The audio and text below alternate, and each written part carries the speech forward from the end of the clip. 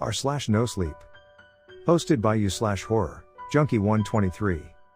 My friend convinced me to use a Ouija board. I never should have listened. Can you toss me another beer? I implored as Sam reached for the cooler. Gotcha bro, he affirmed, lobbing an ice-cold Coors in my direction. I cracked it open and took a swig. Guns N' Roses blared through my cheap speaker, drowning the silence in a steady onslaught of 80s rock. This is the life, man, Sam proclaimed, bobbing his head in tune with the music. Is it though? Is it really? We've been out of high school for 4 years now, we have shitty dead-end jobs, no college degree, and the only socializing we do is with each other, I ranted, coming off a little more hostile than intended. Beats drinking alone. Yeah, you have a point.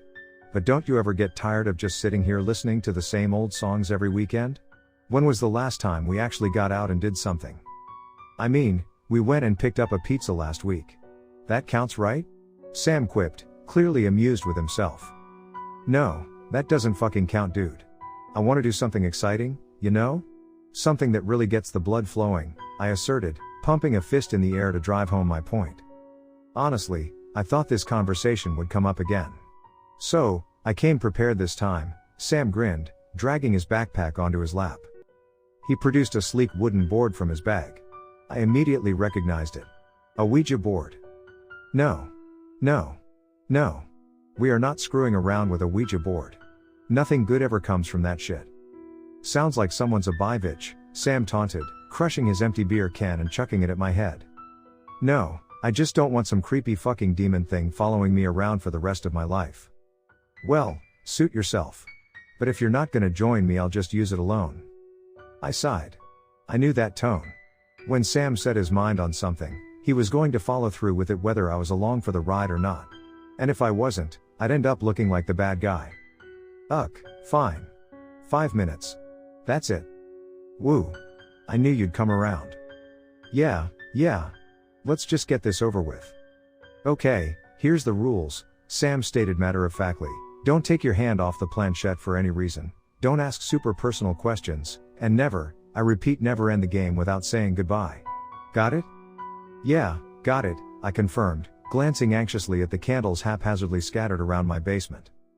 Put your hand on the planchette. Alright, now what? Do we just start asking questions? Yeah, I guess, Sam shrugged. Are there any ghosts here? I sheepishly called out.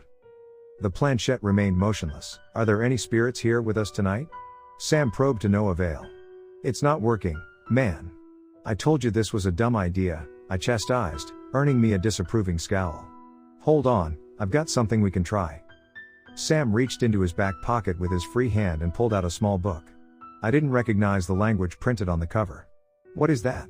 Don't tell me it's another one of your little creepy cult idols or something. 1. Those aren't cult idols.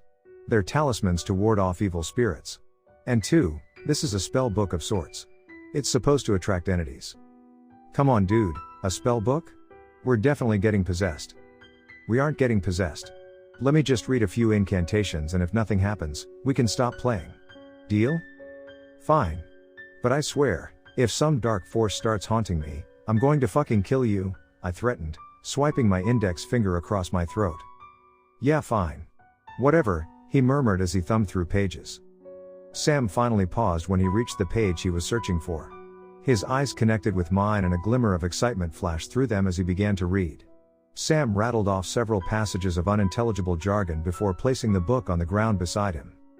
Alright, let's try it again, he motioned as a wide smile inched across his face. Okay. Is there anyone here with us? I inquired meekly, silently praying we wouldn't receive a response. This time, the planchette leapt into motion, flying across the board and stationing itself atop a word. Yes. My head began to swim, and my vision grew blurry. This couldn't be real. Sam had to be moving the planchette. Right? Sam, this isn't funny. I know you moved it, I accused, sweat forming at the top of my brow. I promise I didn't. My incantation must have worked. Ask it something else, Sam eagerly demanded. What's your name?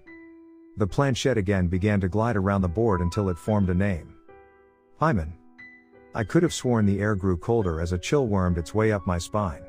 The candles flickered and a deep sense of unease settled in my gut. Sam resumed questioning it. How old are you? Don't know. When did you die? Didn't.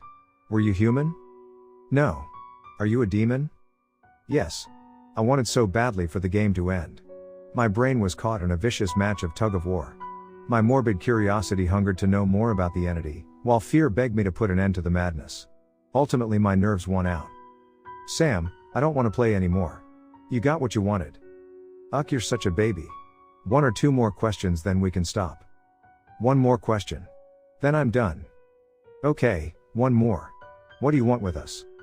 The planchette crept across the board nauseatingly slowly. Souls.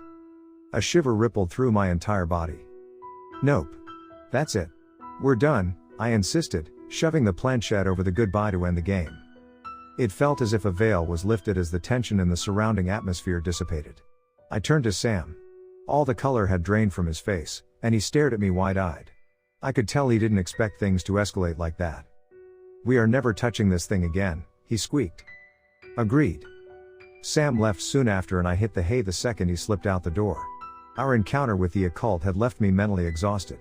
Sleep had no trouble finding me and I snoozed soundly. Until I awoke with a start in the middle of the night. I bolted upright in bed, body drenched in a cold sweat. My eyes darted around the pitch-black room. It was too dark to see. I still have a tough time trying to describe the feeling, but it was like I could just sense a presence. I fumbled blindly for my bedside lamp switch. I fully expected the strange sensation to fade as dim yellow light bathed the room in a soft glow. But it didn't. I whipped my head to the right. I let out a deafening soul-shattering scream as fear flooded through me. Just outside the perimeter of light stood a man. His clothing was well tailored but looked far outdated. He wore a faded brown jacket, a gold pocket watch dangling from within. His legs were adorned with matching slacks and his feet donned sleek black dress shoes. A light tweed flat cap shielded his eyes. The man didn't so much as flinch at my sudden outburst. Who the hell are you? Get out of my fucking house.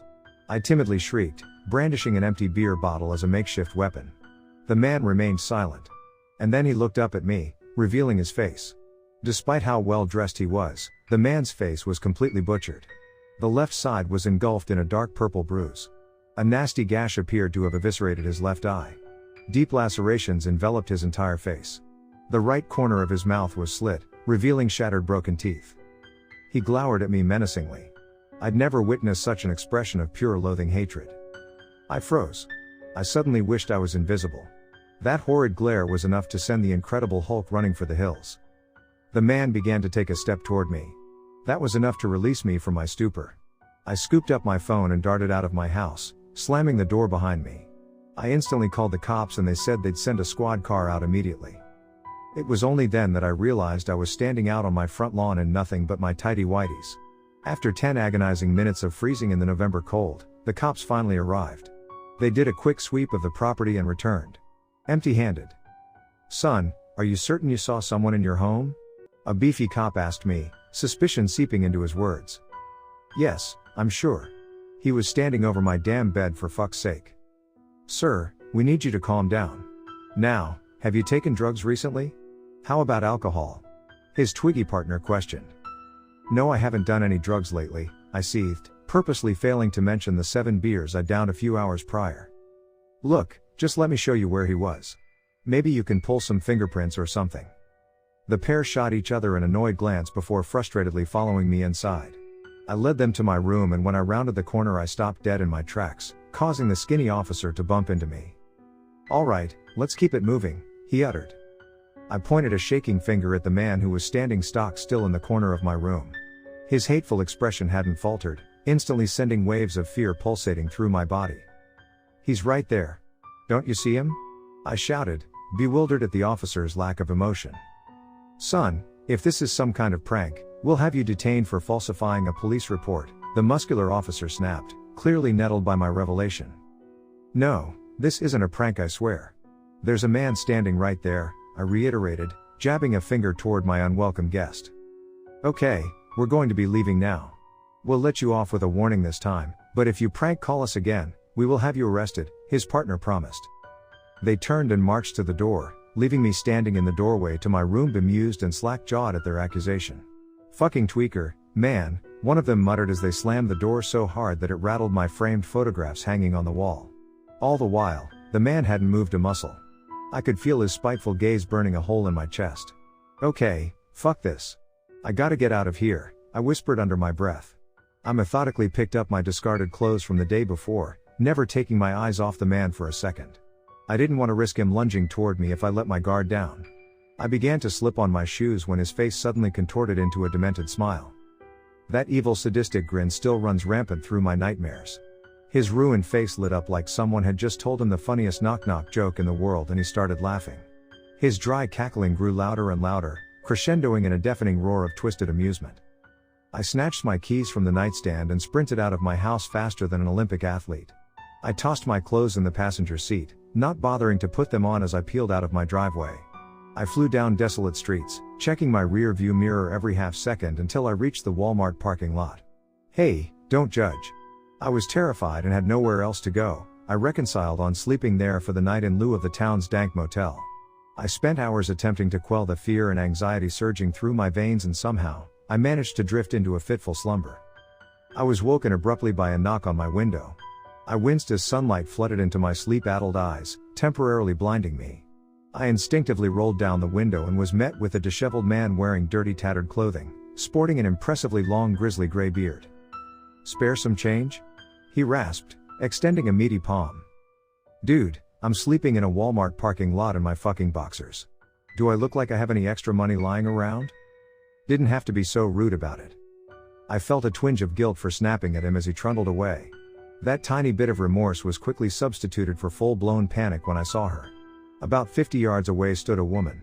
She was drenched head to toe in blood and her appendages were bent at weird angles. Her arms were twisted outward and extended forward like she was ready to embrace me in a mortifying hug. Her knees buckled inward, barely supporting her emaciated body. And that face, her features were mangled and distorted. Her nose had been pulverized into a fleshy stump and her face was caved in, lower jaw hanging on by a thread. Through all the blood and viscera, she bore that same loathing expression as the man from my room. One that chilled me to my core and left me rooted to my seat. I watched helplessly as she began to awkwardly shuffle toward my vehicle.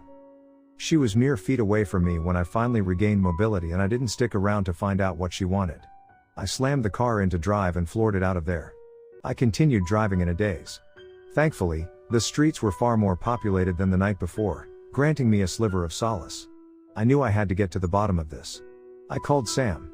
He picked up on my third try. "Sam, what the fuck did you get us into? I'm seeing freaking dead people everywhere. What kind of curse did you put on us?" I furiously screamed, a cocktail of emotions overwhelming me. "Listen man, I know you're pissed and probably scared as shit. Just meet me at my house and I'll explain everything." It sounded like he hadn't slept all night. "You've got a lot of explaining to do," I raged, hanging up on him. I headed to Sam's place, gripping the wheel so tightly my knuckles turned white. I noticed at least half a dozen mutilated corpses interspersed on the side of the road along the way. Their dark lifeless eyes only intensified the impending sense of doom that had flooded over me. Car crash victims, I quickly realized. I had no idea my town had so many. After 10 excruciating minutes I finally arrived at Sam's house. I stormed up to his doorstep and hammered on his front door. "Sam, let me in, you dumbass," I cried into the cream-colored wood. "Just a second." He fiddled with the lock and cracked open the door. I shoved my way past him and burst into his living room. "I don't know what the fuck you did, but you better fix th." The words caught in my throat when I spun around to face him. "Whoa dude, you look like shit," I muttered ruefully. Sam had clearly been struggling with our recent malediction. His hair was a tangled unkempt rat's nest of greasy brown lush. His eyes were bloodshot like he hadn't slept in some time, donning deep purple's bags underneath. Sullen defeat was written across his countenance. "Yeah, I know I look like I just crawled out of a sewer drain, but that's not the point." "Oh yeah? Well, what is the point if you'd be so kind as to fill me in?" I fumed, roiled at his lack of an explanation. "You remember that spell book I used?" I frowned. "Yeah, what about it?" "Well, it turns out one of those incantations I recited may have caused us to be able to see dead people." "I told you it was a bad idea," I hissed, glaring at him intensely. "I know. I've been up all night trying to figure out a way to reverse it. Obviously, I haven't had any luck." It shouldn't be too hard. Let's just look up how to undo the effects in that creepy-ass book of yours. Yeah, well, here's the thing about that book. I got it from some old hippie lady and she said it's one of a kind and what? I'm listening. What he said next filled my soul with dread. And I thought it would break the spell, so I burned it.